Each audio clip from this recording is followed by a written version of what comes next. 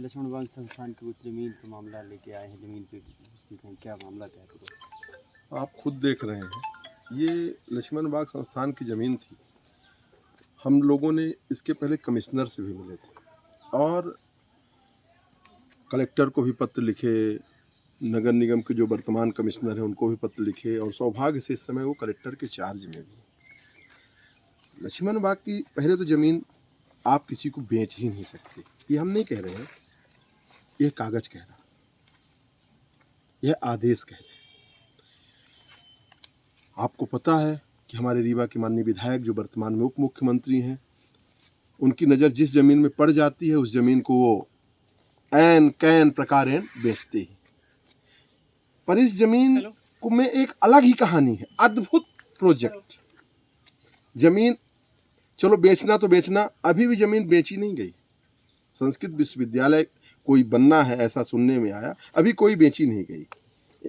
MSR company है हरियाणा की, उसको टेंडर मिल गया 21 करोड़ 95 लाख का। अभी कंपनी का एक व्यक्ति यहाँ बंदा खड़ा था, उसने बताया कि 21 करोड़ 95 लाख का है। मैंने आपके सामने अभी उस कंपनी के मालिक से बात भी किया। ये बता रहे हैं यहाँ बॉयज हॉस्टल बनेगा, यहाँ गर्ल्स हॉस्टल बनेगा, यहाँ आगे एकेडमिक बनेगा, पीछे उनका कैंप बन गया। अभी माने जमीन स्थानांतरित नहीं हुई, लक्ष्मण बाग के पास ही है। लक्ष्मण बाग की जमीन है। नगर पालिक निगम रीवा का अमला, आप एक नगर निगम के अंदर झोपड़ी बनाओ और बिना परमिशन की बनाओ, उसको रातों रात फेंक देते, उछाल देते हैं। सौभाग्य से हमारे कमिश्नर साहब इस समय कलेक्टर भी हैं। मैं आपके माध्यम से उनको तक आवाज़ पहुंचा रहा हूं कि कमिश्नर साहब और माननीय प्रभारी कलेक्टर साहब, आप तो इस जमीन को बचाओ, और जो आपके बिना परमिशन के ये यहाँ पे बेसमेंट बना लिया, कैंप बना लिया, इस तरह का काम कर रहा। अभी हमने पूछा तो बता रहे हैं कि SDM साहब 15-20 दिन के लिए मना किए। 15-20 दिन में इनकी पूरी सेटिंग हो जाएगी, 15-20 दिन में पूरा सेट कर लेंगे। तालाब खुदा नहीं, मगरमच्छ पहले आ गए। सेटिंग करेंगे। अभी टेंडर कैसे हो गया भैया?